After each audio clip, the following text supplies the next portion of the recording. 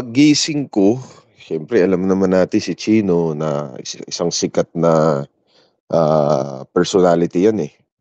So paggising ko at pagbukas ko ng telepono ko, ang dami na agad nagme-message. So ito yung bungad ko nung paggising ko ngayong araw na 'to.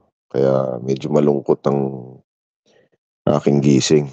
Ah, Talagang hanggang ngayon 'di ako makapaniwala dahil ang dami naming pinaplano at hindi niya malungkot na hindi siya ang kasama namin na matupad yung mga plano namin.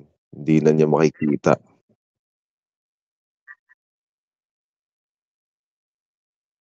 Oo, maraming natulong 'to si Chino. Siyempre may experience siya sa pagiging, commissioner ng ibang liga at, na-mention niya sa'min yung experience niya at, tinutulungan niya kaming buuin yung mga rules and regulations ng liga namin.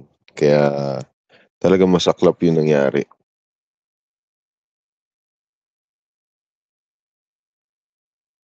Si Chino is a very straightforward person. Sinasabi niya yung, iniisip niya at, nararamdaman niya. Wala siyang kumbaga hindi ka niya paikot-ikutin, didiretsuhin ka niya. Yun ang maganda kay Chino.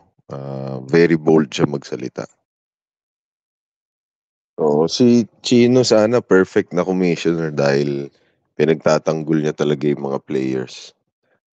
Ayaw niyang naaapi 'no, kaya sayang malaking kawalan 'to si Chino bilang kaibigan at, bilang commissioner ng Sharks. Magpapasalamat ako kay Chino siyempre sa lahat ng itinuro niya sa'min at, napakalaking tulong niya kahit na wala na siya, yung mga naituro niya sa'min ay malayo ang mararating namin dahil dito sa mga nai-share niya sa'ming experience niya.